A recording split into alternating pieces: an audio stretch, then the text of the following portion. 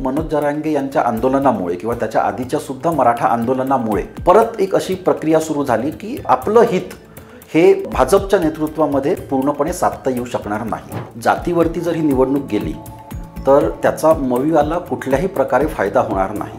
मुद्द्यांवरती जर निवडणूक लढल्या गेली तर त्याचा मवियाला काँग्रेस आघाडीला मोठ्या प्रमाणामध्ये फायदा होईल. अनेक दलित हे महाराष्ट्रामध्ये भाजपला मतदान करायला लागले होते, मात्र संविधानाचा मुद्दा जसा पुढे आला तसं त्यांनी भाजपच्या विरोधामध्ये जाऊन मतदान केलं. तर सर्वात मोठा मुद्दा हा शेतीचा मुद्दा होता, जो मोदी सरकारच्या विरोधात जाणारा होता.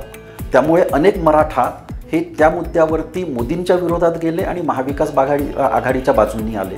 जाती आणि धर्मावरती निवडणूक गेली तर त्याचा भाजप आघाडीला किंवा महायुतीला मोठ्या प्रमाणामध्ये त्याचा फायदा होईल. स्वातंत्र्याची 100री पूर्ण केलेला भारत कसा असेल? NH4, समृद्धी आणि शक्तीपीठ, महाराष्ट्राच्या हायवे संस्कृतीचं वास्तव नक्की काय आहे? आर्टिफिशियल इंटेलिजन्स माणसाचा स्पर्धक होणार का? बदलत्या काळाप्रमाणे आपलं खाणंही बदलतंय का? महाराष्ट्राच्या विकासाचा तिढा नेमका काय आहे?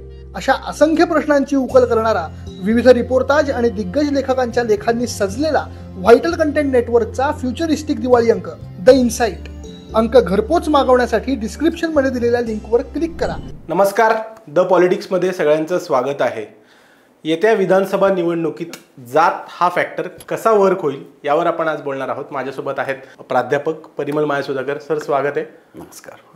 सर, आता असं बोललं जात आहे ही निवडणूक जातीवर गेल्यावर मवियाला फायदा होईल आणि त्याच्या विरुद्ध दिशेने ही निवडणूक जेव्हा धर्माकडे गेल्यावर महायुतीला फायदा होईल, अशा प्रकारची गृहीतकं दोन्हीकडून किंवा विश्लेषक मांडतात.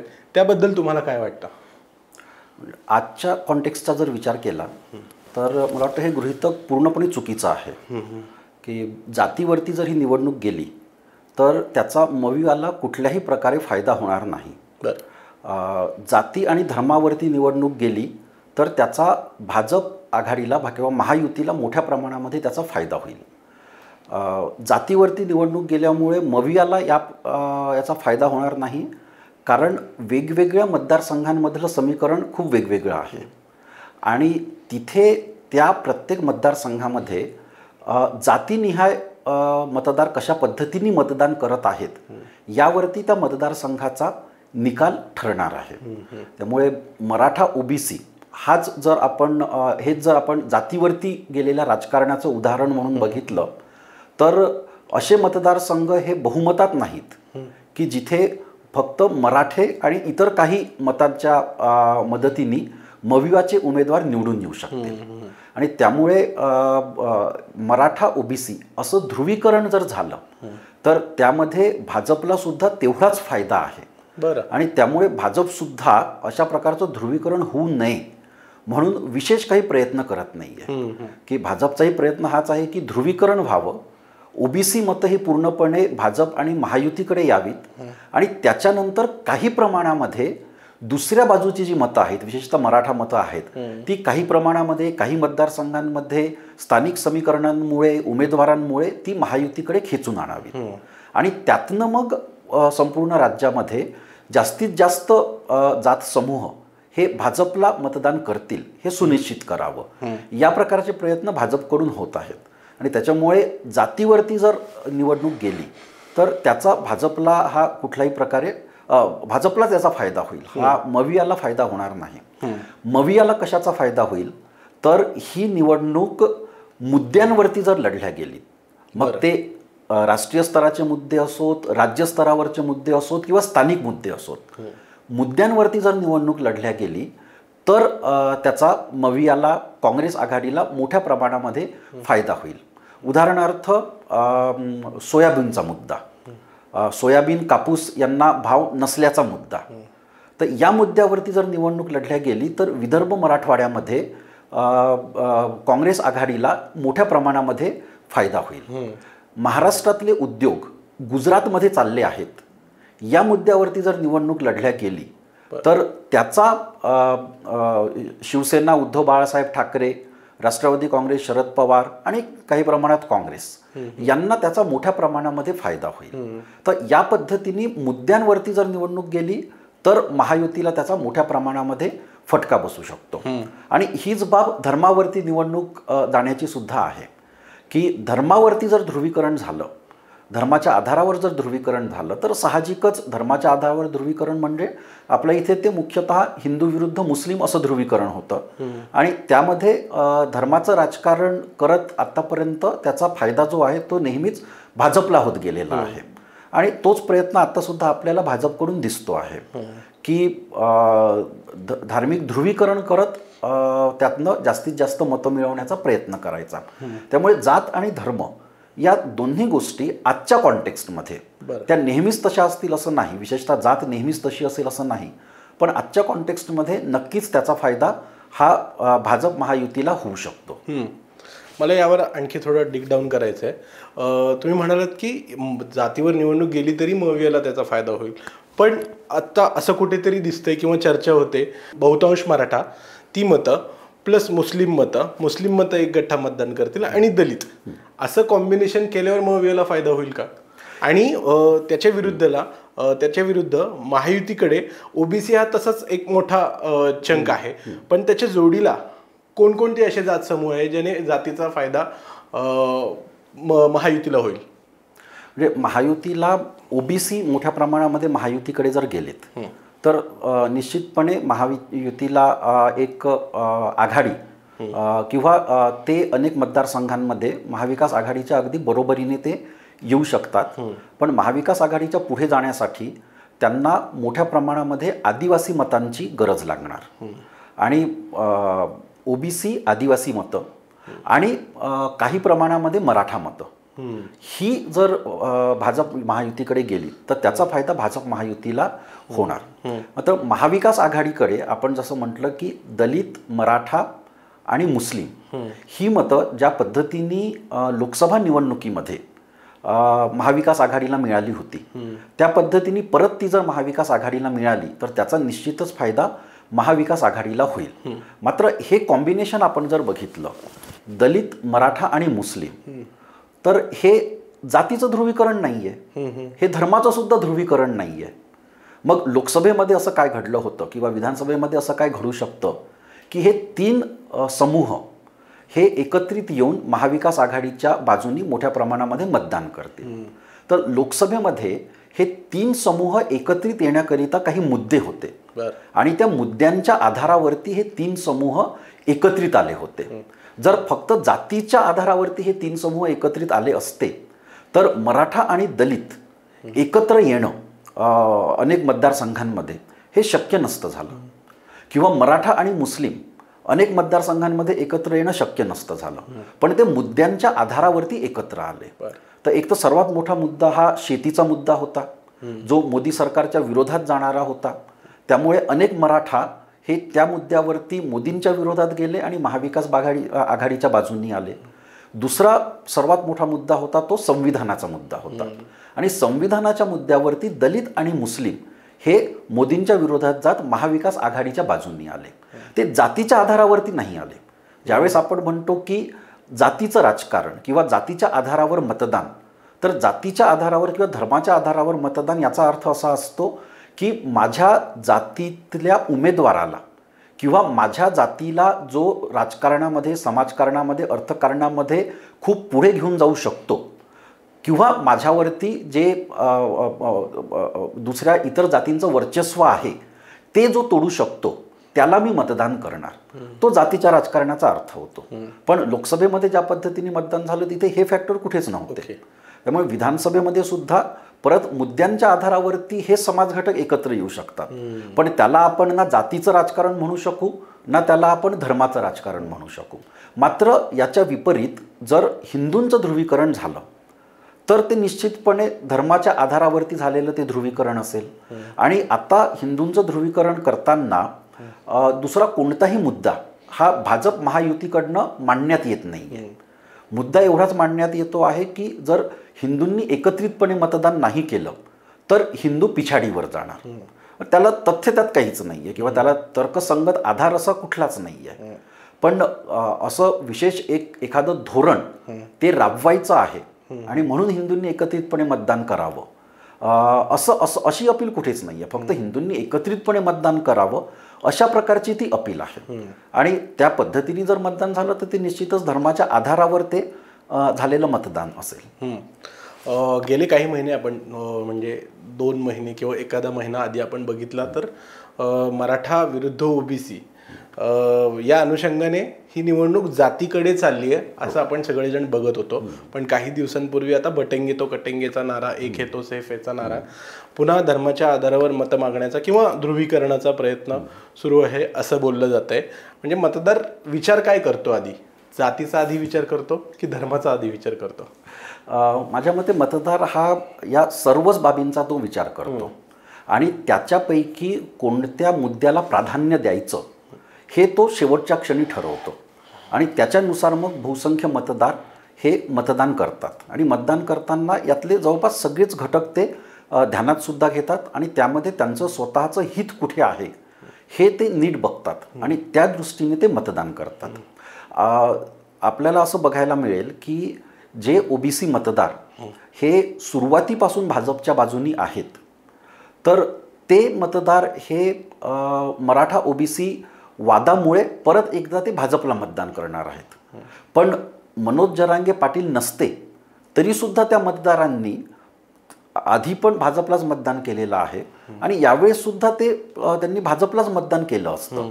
पण आता परत महायुतीला का मतदान करायचं, तर याचं एक मोठं कारण त्यांना मनोज जरांगे पाटील यांच्या आंदोलनातून त्यांना मिळालेलं आहे की ज्या आंदोलनाचा सूर अनेकदा तो ओबीसी विरोधी असतो, त्यातनं ते त्यांना एक कारण मिळालेलं आहे. त्यामुळे मोठ्या प्रमाणामध्ये मतदारांची मानसिकता ही अनेक वर्षांपासून विकसित होत आलेली असते आणि त्याला मग एक तात्कालिक कारण मिळतं आणि त्या तात्कालिक कारणाला पुढे ठेवून मग तो मतदान करण्याचा विचार करतो. आणि मग अनेकदा असं सुद्धा होतं की ज्या पद्धतीने त्याची मानसिकता विकसित झालेली असते त्याला कुठेतरी धक्का बसतो आणि तो विरुद्ध बाजूने तो विचार करायला लागतो. तर मराठ्यांच्या बाबतीमध्ये अगदी 100% मराठ्यांच्या बाबतीत हे नाही म्हणता येणार, पण अनेक असे मराठे की जे भाजप शिवसेना युतीचे मतदार झाले होते, तर त्यांच्यापैकी अनेकांमध्ये मनोज जरांगे यांच्या आंदोलनामुळे किंवा त्याच्या आधीच्या सुद्धा मराठा आंदोलनामुळे परत एक अशी प्रक्रिया सुरू झाली की आपलं हित हे भाजपच्या नेतृत्वामध्ये पूर्णपणे साधता येऊ शकणार नाही आणि त्याच्यामुळे ते मग दुसरा पर्याय ते शोधू लागले. आधी पर्याय ते आंदोलनाच्या माध्यमातून शोधत होते आणि त्याच्यानंतर मग महाविकास आघाडीच्या माध्यमातून त्यांना तो पर्याय दिसू लागला होता. तर ही जी प्रक्रिया आहे ही अचानक घडते, एकाच वेळेस घडते असं नाही, तर ती विकसित होत जाते हळूहळू आणि शेवटी एखादं तात्कालिक कारण पुढे येऊन त्याचा विचार सर्वात पुढे ठेवून मतदार त्या पद्धतीने विचार करतो. म्हणजे अनेक दलित हे महाराष्ट्रामध्ये भाजपला मतदान करायला लागले होते, मात्र संविधानाचा मुद्दा जसा पुढे आला तसं त्यांनी भाजपच्या विरोधामध्ये जाऊन मतदान केलं. तर तुम्ही कोणत्या मुद्द्यावरून एखाद्या मतदाराची मानसिकता विकसित करत नेता आणि मग त्याला काउंटर करणारा कोणता मुद्दा येतो त्याच्यानुसार मग मतदार हा शेवटच्या क्षणी आपला विचार ठरवत असतो. पण तुम्ही आत्ता जसं म्हटलं की आज जाती आणि धर्माच्या राजकारणाचा विचार केला तर या विधानसभा निवडणुकीमध्ये आपल्याला या 3 प्रकारचं ध्रुवीकरण करण्याचा प्रयत्न दिसतो आहे की मराठा ओबीसी, हिंदू मुस्लिम आणि ब्राह्मण ब्राह्मणेतर. येस. तर ब्राह्मण ब्राह्मणेतर हा अगदी अलीकडच्या काळामध्ये आता काँग्रेसच्या जाहिरातीमधून आपल्याला असं ते जाणवलं की कदाचित ही ब्राह्मण ब्राह्मणेतर या दिशेने हा निवडणूक नेण्याचा प्रयत्न होतो आहे का. तसं होणं आजच्या काळामध्ये शक्य नाही. ते याच्यासाठी शक्य नाही की एकतर ही एक खूप मोठी प्रक्रिया असते या प्रकारचं समीकरण तयार करण्याची. महाराष्ट्रामध्ये ब्राह्मण ब्राह्मणेतर वाद हा 20व्या शतकाच्या सुरुवातीपासून होता आणि 1960-70च्या दशकापर्यंत सुद्धा तो होता. मात्र 1970च्या दशकापासनं तो बदलत गेला आणि त्याला बदलण्याचे त्याचे अनेक परिमाण होते की त्या वादामध्ये राजकीयदृष्ट्या मराठ्यांनी स्वतःचं वर्चस्व प्रस्थापित केलं होतं आणि त्याच्यामुळे मग तो वाद मोठ्या प्रमाणामध्ये तो मागे सुद्धा पडलेला होता. आणि त्याच वेळेस मराठ्यांसोबत ओबीसी सुद्धा पुढे आले होते, दलित सुद्धा पुढे आले होते आणि त्यामुळे ग्रामीण भागामध्ये महाराष्ट्राच्या ब्राह्मण ब्राह्मणेतर वाद मागे पडून तो मराठा मराठेतर या पद्धतीने तो विकसित होऊ लागला होता आणि बऱ्याच प्रमाणामध्ये तो विकसित सुद्धा झालेला आपल्याला दिसतो. आता अचानकपणे तो पूर्णपणे बदलून ब्राह्मण ब्राह्मणेतर करायला एकतर ग्रामीण भागामध्ये प्रत्यक्ष जमिनीवरती तशी परिस्थिती असावी लागते किंवा त्या प्रमाणामध्ये तेवढ्या मोठ्या प्रमाणामध्ये प्रबोधन असावं लागतं. तर ते अचानक असं निवडणुकीमध्ये होऊ शकत नाही. त्याच्यासाठी तुम्हाला अनेक वर्ष मशागत करावी लागते, समाजामध्ये जाऊन विविध गटांना एकत्र करावं लागतं. काँग्रेसद्वारे या प्रकारचा प्रयत्न विशेषतः राहुल गांधींच्या भारत जोडो यात्रेपासनं तो आपल्याला होताना दिसतोय की जिथे ते जात जनगणनेची मागणी करत आहेत आणि जात जनगणनेची मागणी करताना ते हेच म्हणत आहेत की आपल्या देशाची सर्व संसाधने ही 10-15% लोकांच्या हातामध्ये एकवटलेली आहेत आणि 80-85% लोकांना त्या संसाधनांपासून, निर्णय प्रक्रियेपासून, निर्णय स्थानांपासून वंचित ठेवण्यात आलेला आहे. ही राहुल गांधी यांची जी मागणी आहे ती ब्राह्मणेतर या एकूण वादामध्ये ही बसणारी आहे. मात्र राहुल गांधी जी मागणी करत आहेत किंवा ज्या पद्धतीने ती मांडणी करत आहेत ती काँग्रेस संघटनेमध्येच ती खालपर्यंत गेलेली नाही किंवा काँग्रेस संघटनेला नव्याने उभारी त्या मांडणीमुळे मिळालेली आहे. काँग्रेसमध्ये नव्याने त्या प्रकारचं नेतृत्व तयार झालेलं आहे असं सुद्धा आपण म्हणू शकत नाही. म्हणजे हरियाणाचं निवडणूक निकाल हे त्याचं एक उत्तम उदाहरण आहे की ती मांडणी खालपर्यंत झिरपलेली नाही आणि त्यामुळे जिथे काँग्रेस सशक्त होती तिथे सुद्धा काँग्रेसला त्याचा फायदा झाला नाही. आणि तसंच आपल्याला महाराष्ट्रामध्ये सुद्धा तोच अनुभव आपल्याला येईल की ही मांडणी काही फार पुढे नेणारी नाही. मराठा ओबीसी हा जो वाद आहे किंवा या प्रकारचं जे ध्रुवीकरण आहे ते महाराष्ट्रामध्ये गेल्या काही काळापासून अस्तित्वात आलेलं आहे किंवा काही दशकांपासून ते अस्तित्वात आलेलं आहे असं आपण म्हणू शकतो. मात्र यामध्ये कोणत्याच एका पक्षाकडून, कोणत्याच एका आघाडीकडून असं करण्यात आलेलं नाही की आमच्या संघटनेमध्ये, आमच्या पक्षामध्ये, आमच्या धोरणांमध्ये, आमच्या उमेदवार वाटपामध्ये आम्ही एका समूहालाच जास्त महत्त्व देणार आणि इतरांना देणार नाही. म्हणजे या विधानसभा निवडणुकीचा जर आपण विचार केला तर महाविकास आघाडीकडनं वंजारी उमेदवारसुद्धा आहेत, धनगर उमेदवारसुद्धा आहेत आणि त्यांनी हे एक प्रकारे या सर्व समुदायांना, जैन उमेदवारसुद्धा आहेत, लिंगायत उमेदवारसुद्धा आहेत, तर सर्व समुदायांना एकत्र आणण्याचा प्रयत्न हा महाविकास आघाडीकडनं सुद्धा झालेला आहे आणि महायुतीकडनं सुद्धा तो झालेला आहे की महायुतीने सुद्धा की मराठा ओबीसी या वादामध्ये महायुतीकडे ओबीसी जातील हे एक साधारण परसेप्शन असताना सुद्धा मराठवाड्यामध्ये महायुतीने मराठ्यांना चांगल्या प्रमाणामध्ये तिकीटं दिलेली आहेत. त्यामुळे या जात समूहांना पूर्णपणे सोडून देण्यात येत आहे किंवा फक्त त्यांना एक टोकन रिप्रेझेंटेशन देण्याचा प्रयत्न या दोन्ही आघाड्या युत्यांकडनं होतो आहे अशातला भाग नाही. तर एकूणच महाराष्ट्रामध्ये ज्या प्रमाणामध्ये वेगवेगळे जाती समूह आहेत त्यामध्ये त्यांना सोडून देऊन, कोणत्याही एका जाती समूहाला सोडून देऊन स्वतःचं राजकीय वर्चस्व निर्माण करणं हे कोणालाच शक्य नाही.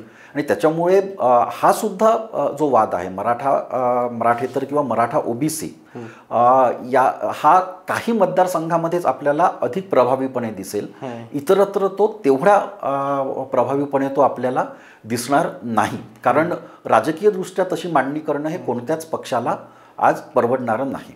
आणि शेवटचं जो आहे तो आहे बटेंगे तो कटेंगे किंवा त्या माध्यमातून हिंदू मुस्लिम ध्रुवीकरण करण्याचा प्रयत्न. तर यामध्ये असं दिसतंय आपल्याला की आज भाजप हा एकटा पक्ष आहे जो ती भूमिका अगदी प्रखरपणे घेतो आहे आणि खूप खूप खुलेपणाने तो घेतो आहे. भाजपचे सहकारी पक्ष सुद्धा ती भूमिका घेत नाही आहेत.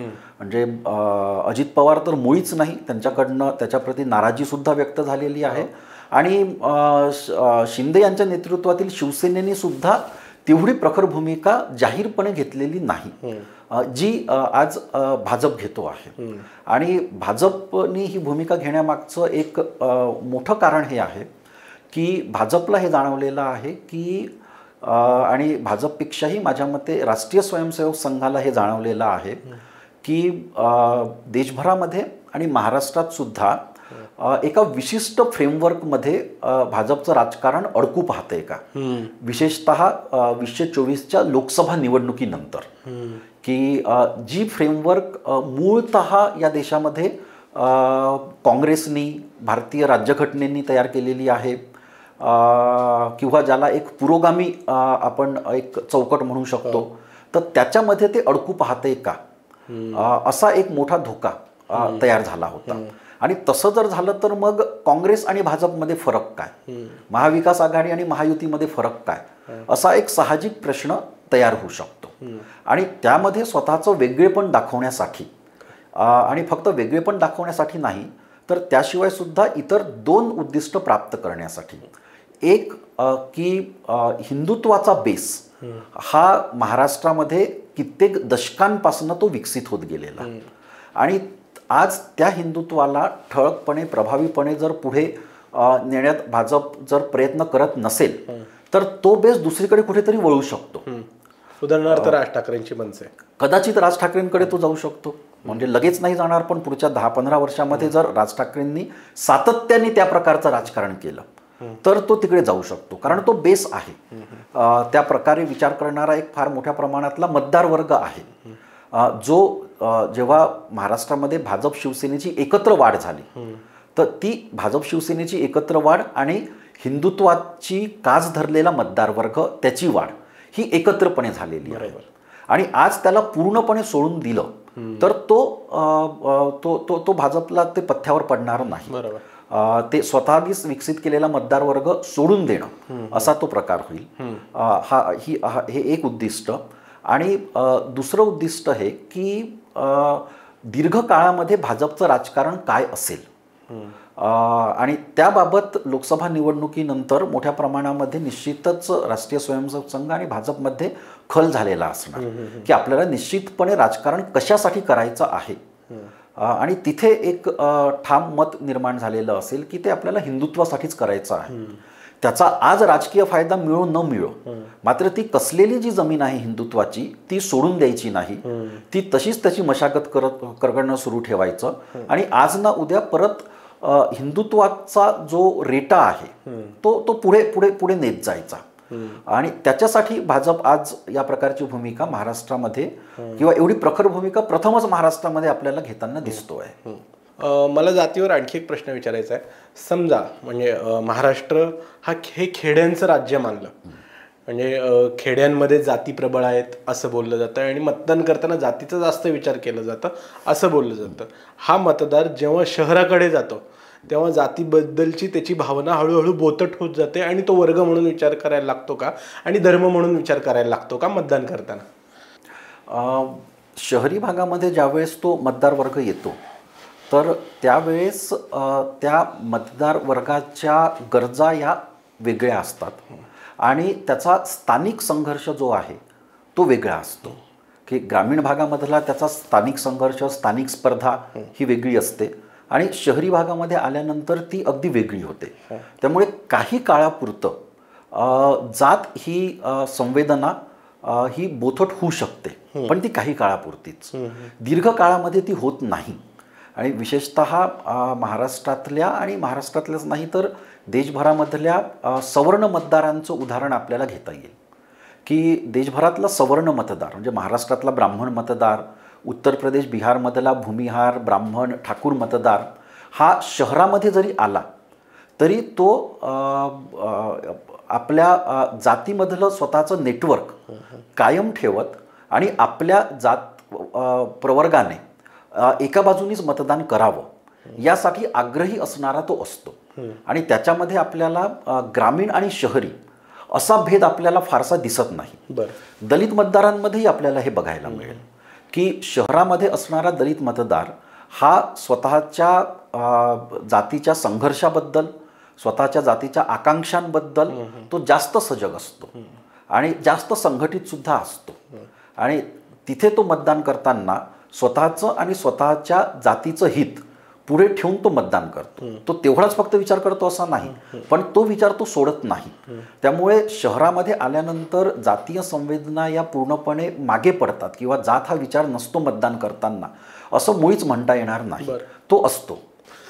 मला दलित वोट म्हणजे तथाकथित आपण दलित म्हणतो त्यांच्या मतदानाबद्दल किंवा मतदाराबद्दल विचारायचे की सुप्रीम कोर्टाने एक निकाल दिला उपवर्गीकरणाबद्दल. त्या निमित्ताने दलित मतदान कसा करतो यामध्ये बदल होताना तुम्हाला दिसतोय का? म्हणजे असं बोललं जात होतं गेल्या काही महिने बरी चर्चा झाली त्यावर की आरक्षणाचा फायदा दलित जे आहेत त्यामधला एक ठराविक वर्गच घेतोय.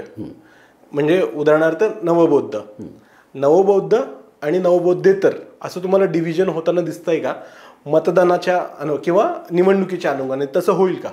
ते आत्ता ते होण्याचं हे नाही आहे.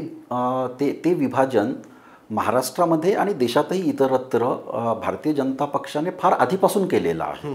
त्यामुळे महाराष्ट्रामध्ये सुद्धा बौद्धेतर दलित हा खूप मोठ्या प्रमाणामध्ये हा भाजपला मतदान करत आलेला आहे. मागच्या लोकसभा निवडणुकीत कदाचित तेवढ्या मोठ्या प्रमाणात नसेल केलेलं, पण परंपरागत दृष्ट्या तो भाजपला मतदान करत आलेला आहे.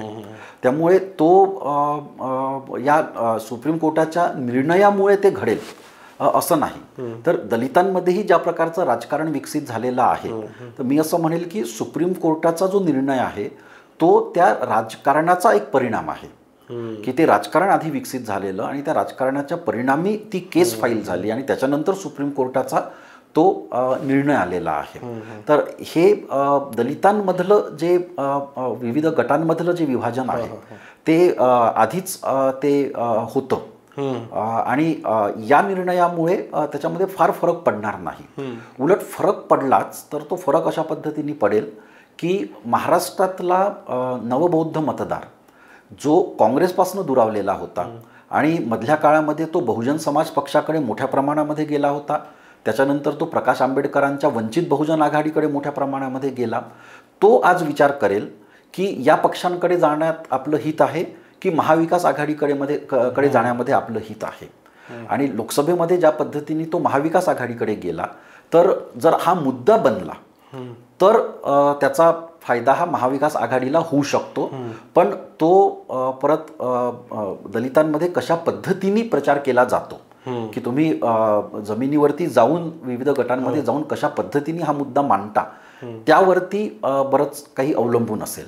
आज याची कोणत्याही प्रकारची मांडणी राजकीय पक्षांद्वारे होताना आपल्याला दिसत नाही. ती महायुती असो की महाविकास आघाडी असो किंवा बसपा असो वंचित असो, त्यांनी सुद्धा याची कोणत्याही प्रकारची मांडणी किंवा यावरती स्पष्ट भूमिका घेणं या विधानसभा निवडणुकीमध्ये टाळलेलं आहे. गेले काही वर्ष म्हणजे कास्ट सेन्ससचा मुद्दा पुढे येतोच आहे आणि दुसरी गोष्ट म्हणजे कोणत्या जातीची किती संख्या आहे हे म्हणजे आपण अभ्यास करतानाही अंदाज बांधून करावा लागतो आणि ते लोकांमध्येही चर्चा होते की आपली लोकसंख्या नेहमी किती आहे. म्हणजे आता समजा मराठा आरक्षणाचा विषय निघाला तर ओबीसी म्हणतात की तुमची संख्या किती आहे आणि त्याच्या उलट की ओबीसींना इतकं जास्त आरक्षण काय आहे, ओबीसींची संख्या किती आहे. या अनुषंगाने पुढे जातनिहाय सेन्सस हा राजकारणाचा म्हणजे कास्ट सेन्सस हा किती महत्त्वाचा मुद्दा बनू शकतो, मुद्दा म्हणून पण आणि राजकारण म्हणून पण? तो मुद्दा राजकारणामध्ये तो बनलेला आहे आणि कोणताच राजकीय पक्ष त्याच्या विरोधात ठामपणे भूमिका घेत नाही आहे. आणि त्यातनं दिसतं की आज ना उद्या या दिशेने प्रक्रिया होणार आहे की जात जनगणना आणि जात जनगणनेनुसार मग आरक्षणाची फेरमांडणी हे आज ना उद्या हे होणार आहे. राहुल गांधींनी तर तो केंद्रीय मुद्दा केलेला आहे आणि त्याला भाजपकडनं सुद्धा त्याला विरोध झालेला नाही. म्हणजे विरोध झाला आणि संघाने समर्थन दिलं.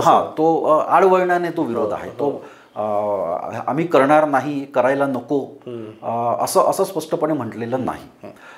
उलट जर भविष्यात असं दिसलं की भाजपकडे मोदींकडे दुसरा कोणताही मुद्दा उरलेला नाही तर स्वतः भाजप आणि मोदी हा मुद्दा पुढे घेऊन स्वतः जातगणना करून त्यावरती ते मतदारांकडे जाऊन कौल मागू शकतात की आम्ही हे करून दाखवलं. म्हणजे बिहारमध्ये नितीश कुमार यांनी ते केलं होतं आणि नितीश कुमार हे त्यांचे सहकारी आहेत आणि त्यांचे अनेक सहकारी भाजपचे या मागणीच्या समर्थनार्थ आहेत.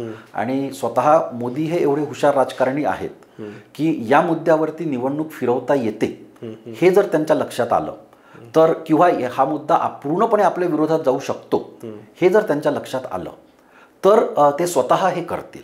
आणि त्याच्यामुळे या ज्या दिशेने ही मागणी चाललेली आहे ते आज ना उद्या ते अपरिहार्य आहे. त्यातनं पुढे काय निष्पन्न होणार याबाबत निश्चितता नाही, पण जात जनगणना ही आज ना उद्या होणार हे आता जवळपास निश्चित झालेलं आहे. सर खूप खूप धन्यवाद. या निवडणुकीत जात हा फॅक्टर कसा वर्क होईल हे सांगितलं, त्या निमित्ताने तुम्ही जातीच्या राजकारणाचा इतिहास समजावून सांगितलात. खूप खूप धन्यवाद. आपण पुन्हा भेटू. तुर्तास इथेच थांबू. धन्यवाद.